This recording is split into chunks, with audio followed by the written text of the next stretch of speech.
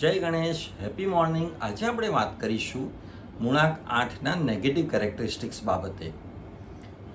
જાન્યુઆરીથી ડિસેમ્બર મહિના દરમિયાન કોઈ પણ મહિનાની 8, 17 કે 26 તારીખે જન્મેલ જાતકના નકારાત્મક લક્ષણો.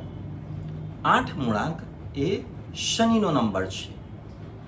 તો 8 મૂળાંકવાળું જાતક જો નેગેટિવ કેરેક્ટરિસ્ટિક્સ ધરાવતું હોય તો તેને સક્સેસ મેળવવામાં, સફળતા મેળવવામાં ખૂબ જ વાર લાગે છે.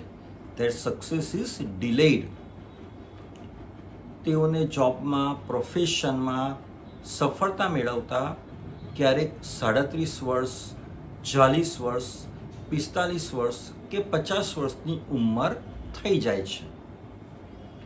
તેમના સક્સેસમાં ડિલે થવાનું કારણ તે પોતે જ છે.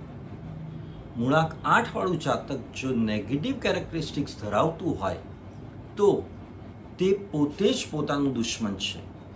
એટલે કે મૂળાંક 8 વાળા જાતકને પોતાના દુશ્મન શોધવા માટે ક્યાંય બહાર જવું નથી પડતું. તે પોતે જ પોતાનું દુશ્મન બની જાય છે. કઈ રીતે?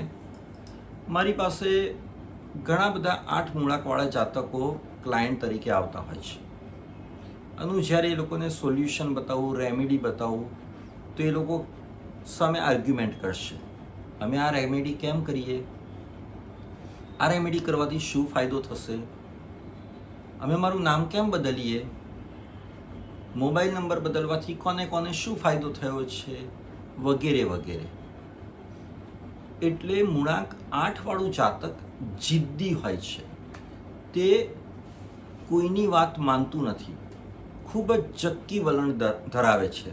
They are stubborn and it creates delay in their own success. So they are their own enemies. તેઓ પોતે જ પોતાના દુશ્મન બની જાય છે. પરફેક્શનિસ્ટ હોવું તે પણ તેમના માટે એક નેગેટિવ કેરેક્ટરિસ્ટિક્સ બની જાય છે. 2 થી 4ના સમયમાં હું આ જ કામ કરીશ, એ સિવાય બીજું એક પણ કામ નહીં કરું. 4 થી 6માં મારું આ શેડ્યુલ છે, 6 થી 8માં મારે આ મીટિંગ છે, વગેરે વગેરે. તો પરફેક્શનિસ્ટ હોવું એ ક્યારેક ક્યારેક તેમના માટે નેગેટિવ કેરેક્ટરિસ્ટિક્સ બની જાય છે.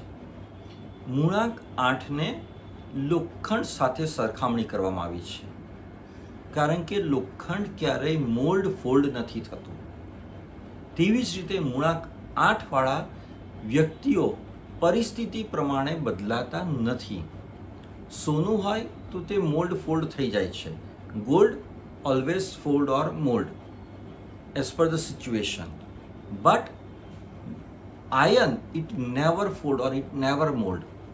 સો મૂળાંક 8ને લોખંડ સાથે સરખાવવામાં આવ્યું છે, કારણ કે તે લોકો બહુ જ ચક્કી વલણ, જિદ્દી વલણ ધરાવે છે, જે તેમના માટે નુકસાનકારક બની જાય છે. તો આ હતા મૂળાંક 8ના નેગેટિવ કેરેક્ટરિસ્ટિક્સ. ખુશ રહો, મસ્ત રહો, સ્વસ્થ રહો. Thank you.